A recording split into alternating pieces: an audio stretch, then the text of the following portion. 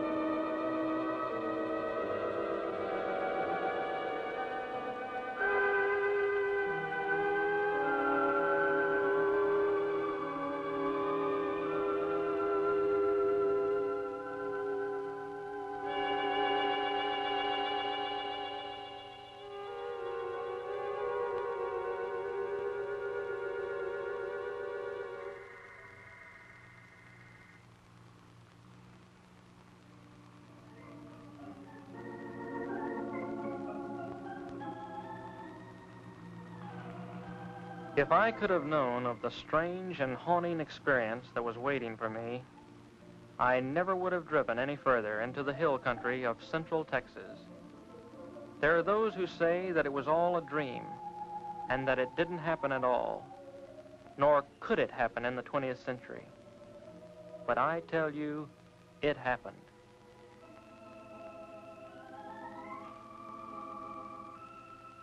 Perhaps you will be able to believe it if I tell you about where it happened and the people who lived there. To begin with, it was early spring, and there are few places in the whole world as lovely as central Texas in April. But this is not the Texas of cowboy lore, for here, snug in a green valley rimmed by evergreen hills, are trim, clannish, thoroughly German villages. The German settlers came in 1846 seeking religious asylum in America.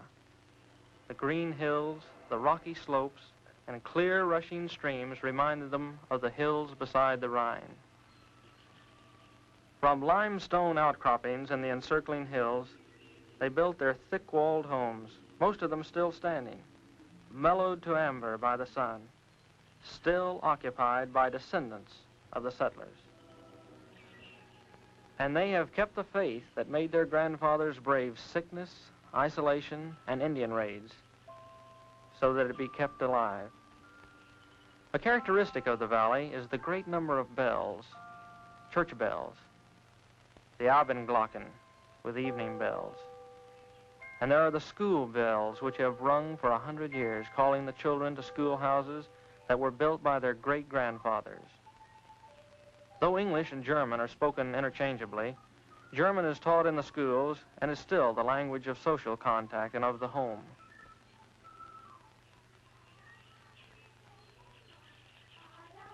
And they sing in German.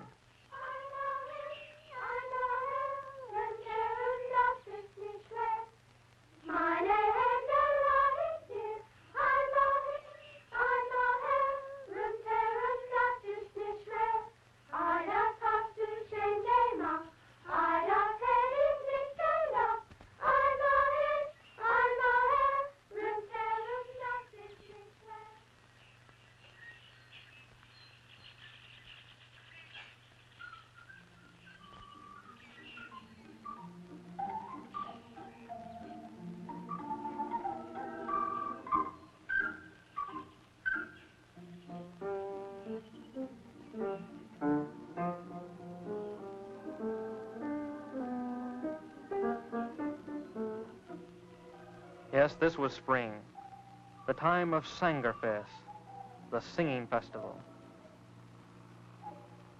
I was trying to get to the village of Luckenbach, where a singing festival was in progress.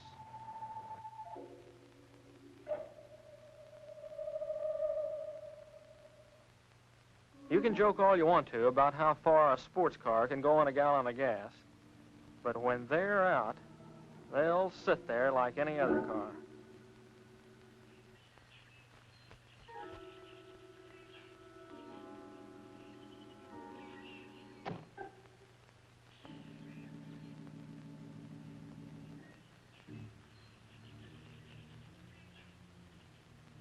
I was already late, so I decided to leave the car and walk into the village. This was the last day of the singing festival, and the last day I could take away from college. I was writing a thesis on the early Germans in Texas, and the festivals were important to my research. As I walked through the countryside toward the village, I thought to myself how lucky these people were to live in such peace and unspoiled beauty. And yet, as I approached the old burr mill on the outskirts of the village, an ominous feeling crept over me. It seemed as if the dark shade trees above the mill race were about to swallow me up and take me back 100 years, as indeed they soon would.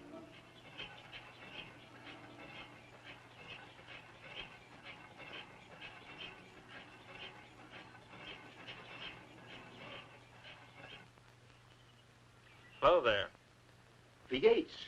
I'm looking for a place to stay for the night. I wonder if you could help me. Schönig sehen, mein Bruder Hans.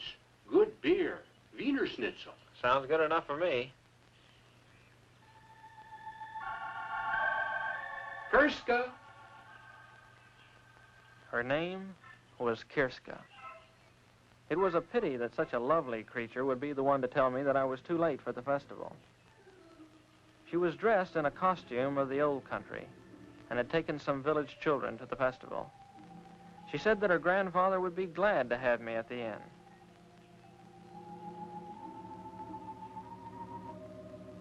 As we turned to go, I couldn't help thinking that the old miller could help me in my search, so I turned to him. He seemed pleasant enough as I asked him if he could help me. But when I mentioned the words superstitions and witchcraft, he simply turned and continued with his grinding.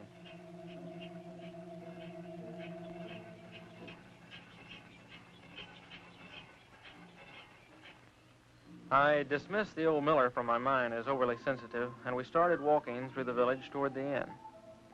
I tried to ask Kirska questions about the village, but she was interested in what she called the outside.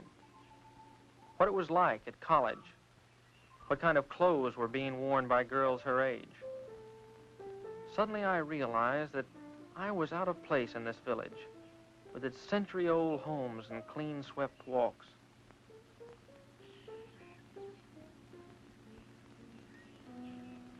But as we approached the inn, her mood changed. It was as if she wanted to help me, but couldn't find words to explain how. You must be careful. The old ones do not like to speak of the spirits and or hex. And your grandfather? Grandpapa will be glad to have you in our house. He will talk of anything you wish, and much of what you don't.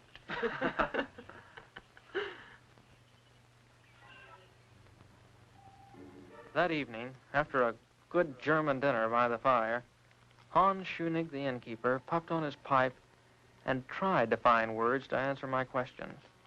Ja, mein Bruder, the miller. The villagers, they are afraid to talk of those days when the spirits were about our valley, especially the Luckenbach witch. The Luckenbach witch? I think I talk too much. Surely after all these years it would be nothing if you told me. I will help you when I can, but we must not talk of the witch. But I promise you, I'm not going to say anything to anyone. I'm just interested Good in... luck. I had just about given up hope of any help from anybody. Come in.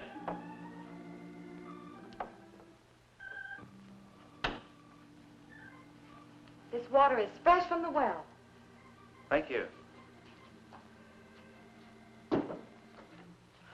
Oh, do you have to go? I mean, well, I'm not having too much luck with the others, and I thought someone younger might be able to help. Someone like you. More help? With my thesis. I'm doing research for a thesis. They want to help you. If they could be sure it was the German immigration you were writing about. But... Okay, so it's not just about the immigration story. So it's also about customs and legends and strange oddities that we're hereabouts. And witchcraft? Listen, I didn't say anything about You can be honest with me. All right, so I'm interested in witchcraft and sorcery in the old colony. What's the harm in that? The old folks do not take these things lightly. I didn't mean to upset your folks the way I did. But what can be the harm in a guy researching something that happened over 100 years ago? You would have to live here to know us, to understand these things. You're what we call friender. You're from the outside. They don't trust you.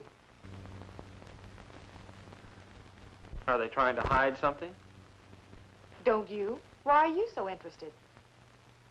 It's just an academic hobby with me. I know there's a lot of talk about witches and warlocks and stuff like that, and a lot of people actually believe it. But I've done a lot of research on witchcraft, and I actually believe it can be boiled down to a simple mathematical and economic formula. How do you mean? Look, in any history book, in any age where there was widespread famine, sickness, want, you find an outbreak of women being denounced as witches. In the late Middle Ages, thousands of people were executed in Europe and England. In Massachusetts, 20 witches were put to death. All of these were times of widespread disease and hunger. But when your people first settled in this country, they had not only disease and hunger to contend with, they had the Comanche Indian raids as well. Little wonder, then, that the ugly word witchcraft was heard in the new colony. But what pleasure can you get from studying about all this? To better understand the witch hunts we have today. Witch hunts? You would think that after the delusions of New England and early Texas, the urge to hunt witches would have disappeared from the Western world, but nothing of the kind. The medieval idea of witchcraft was replaced with things like race and nationality. What can I do to help? Your grandfather mentioned the Luckenbach witch, but caught himself when I tried to find out more about her. Now, I've heard of this case before. Can you tell me something about her? There was a woman called the Luckenbach witch. My grandfather and granduncle will not talk of it because it was their grandfather, Schoenig, who denounced her.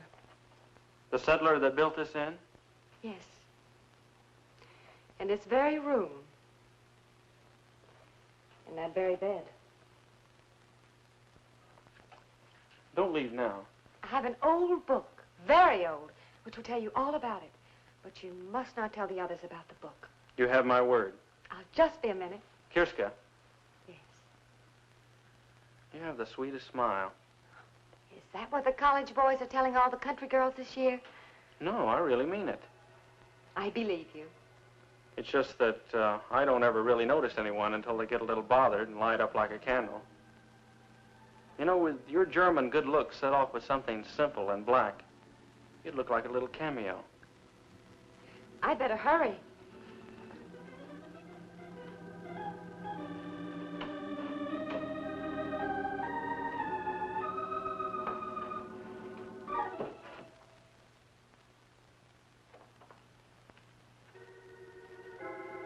As I finished my packing, I actually felt that my luck was changing for the better. Just how much better, I couldn't describe. You'd have to see her.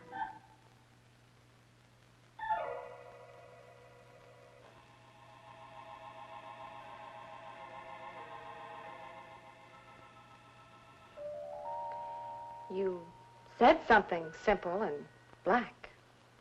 I did? Oh, yeah, I did. Shouldn't you close the door? Yes. Yes, of course.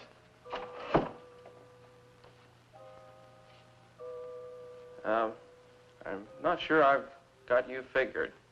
Because I asked you to close the door? Well, yeah, that and And you wouldn't want Grandfather to know we were alone? No, I wouldn't. Oh, you didn't think I wanted to be alone with you? No. Well, to tell the truth, I'm not sure what I thought at the moment. I'll tell you. You didn't think little country girls ever thought of being alone and things and life. But, Well, who knows more about life and things and being alone than farm people? Well, It's just that farm people don't talk about it too much. Too much talk ruins it. I'll be... I'd better give you your book now and go.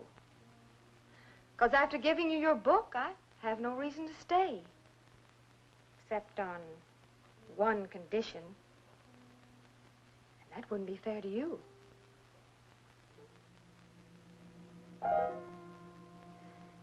You've knocked. Friender.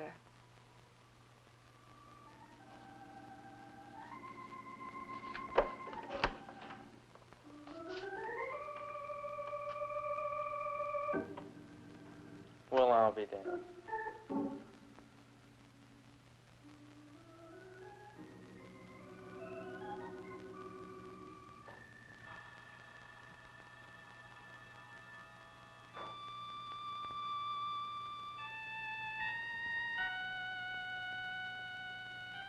The early Germans in Texas.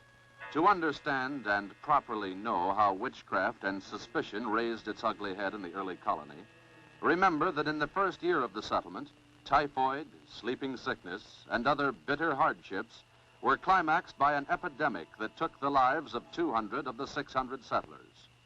The villagers looked for someone on whom to blame the troubles. What better subject than the widow who walked by moonlight? The widow who was too aloof to speak to the women of the village. The widow who caused the whispers about a clandestine affair with the innkeeper Scheunig. The widow witch, they called her. Witch?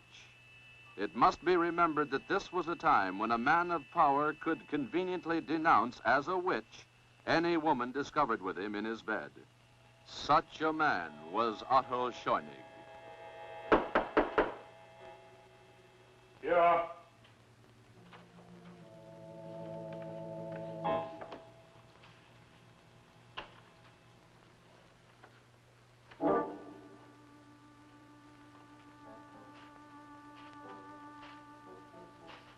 Well, Otto? Well, widow? What excuse is it this time, Otto? What excuse? I have asked you to give me more time, woman. I have given you time enough.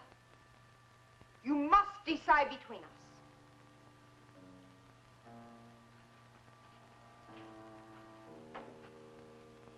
I cannot break charity with my woman while she is infirm.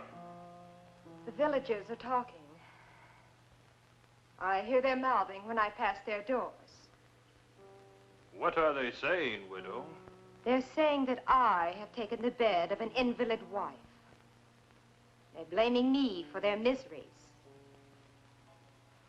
The curdling of milk and the spoiling of butter. They say it is the curse of the widow witch. My washerwoman tells me that on Sunday last, the preacher read from the Old Testament. Thou shalt not suffer a witch to live. You must take me away from all this. I cannot break charity with my woman while she is infirmed. You have broken charity with me? What am I? A chattel to be used when convenient? To function where your wife cannot? To lie with, but not to marry? Quiet, woman. Keep your tongue. I'll not be silent. For I fear this talk of witches was born with you. Is it you who have woven this web of spectral evidence about me? Is it you who have called me a witch? Oh, your face belies you, Otto. Would you have me burned?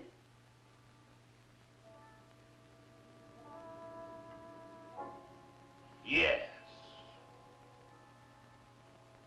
Yes.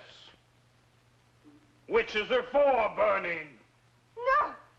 No! Stop your shouting, woman. Let her hear me. Let all hear me. You belie me. They are here now. The elders are here to learn how you cast your demoniac spell over this house. No! No, you lie! I have told them how you cast your spell over my wife to make her invalid. She is in league with the devil. The widow is a witch. That same night, under cover of darkness, they took the widow to the graveyard.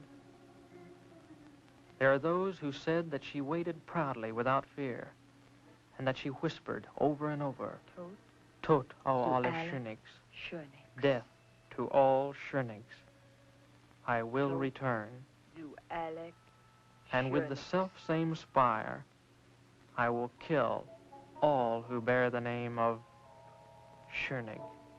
How convenient for Otto Schönig that there could be no trial. Death would be by post-oak spire. They buried her not 100 yards from where she had lain with the cruel and deceptive Otto Schönig.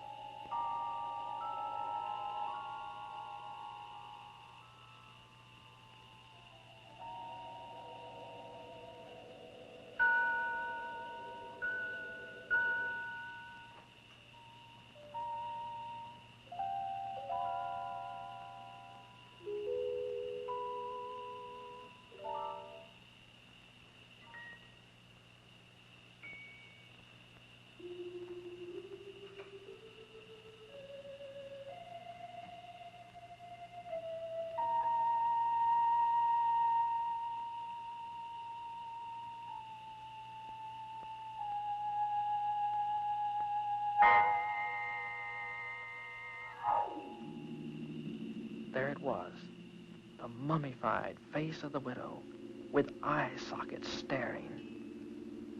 And among the crumbling bones, the stake, now petrified stone. What a prize. If I could but take the stake, and the temptation was too much.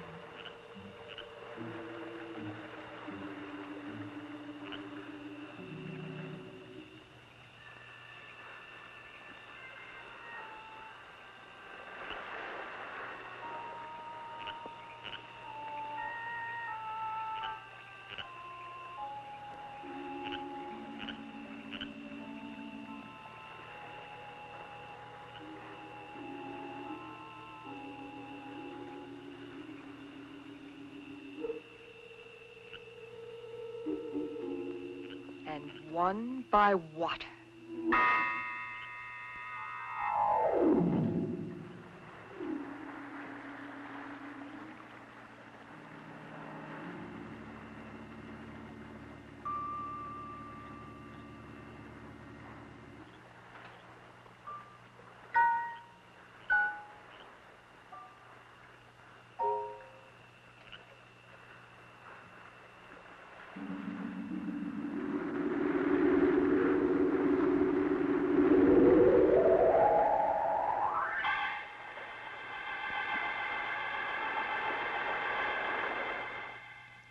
The next morning, the elders came to the inn. They had fished the body of the miller out of the blood-soaked mill pond. There was no question of what had happened, for they had also discovered the empty grave of the witch. I tried to speak up, but words wouldn't form in my mouth. This was all a dream, I wanted to tell them. This thing didn't happen. But as the elder continued to talk, the sudden realization came to me that it was true. I had uncovered a grave of a witch, and now, after 100 years, she had returned to avenge herself.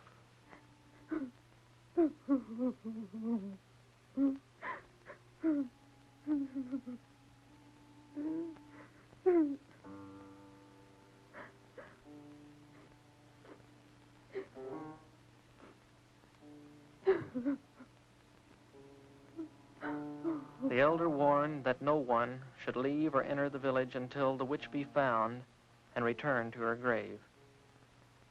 Surely the witch would not stop at one death. Where would she strike next? The only two villagers with the name of Schoenig were the innkeeper Hans and Kirska. As the moon rose, we did all we could do. Bolt the shutters and wait.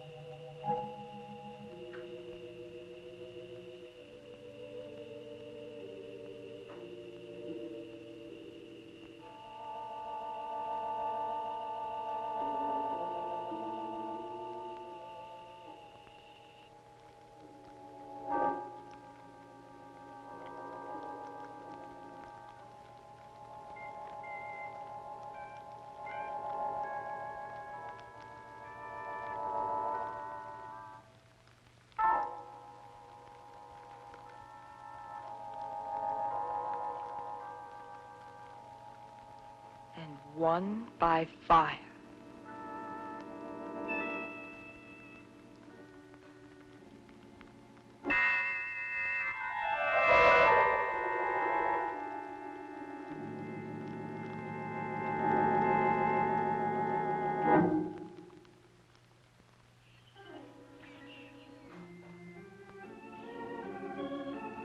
I was the guilty party. Just as surely as if I had held the stake, I had killed them. I could no longer contain my guilt. And yet, some kind of power kept me from speaking up. It was as if I was hexed by the witch herself. I made up my mind to find the witch and stop the killing. The librarian must have wondered at my strange questions. Under the guise of research, I asked her if there was some place people could hide in the hills by day, maybe some place where they went to during the Indian raids. Yes, she could help me. There were some caves downstream from the mill. I had my information.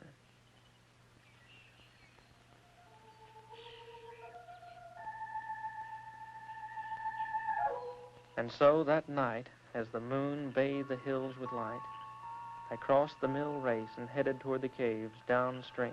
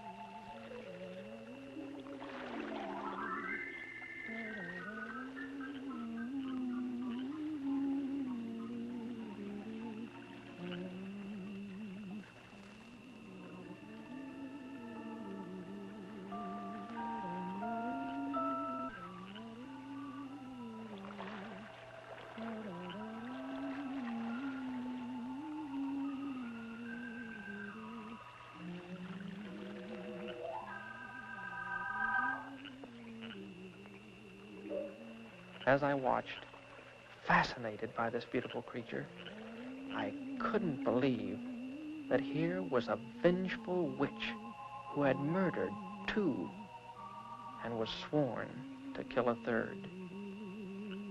For a moment, I felt sorry for her.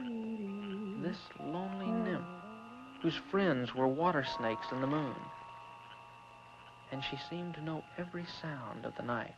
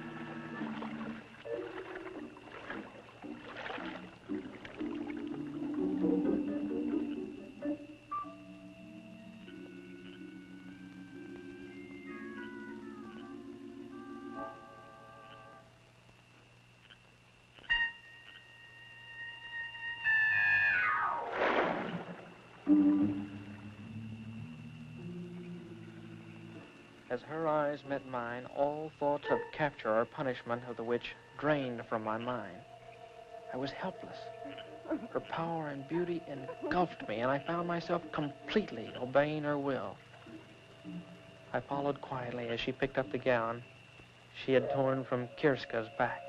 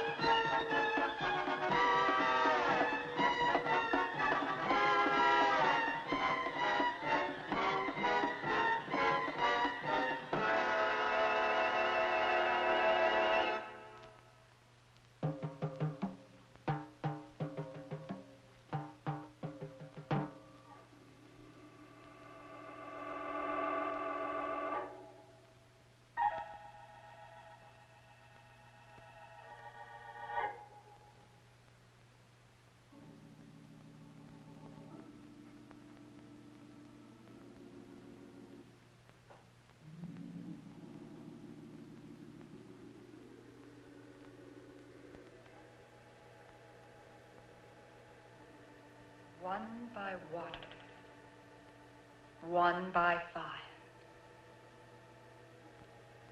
But all shall die by the self-same spire.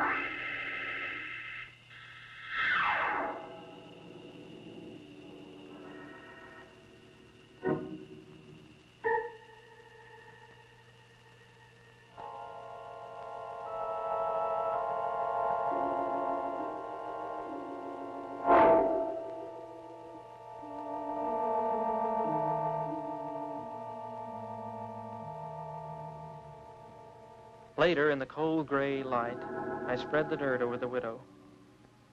My feelings were mixed.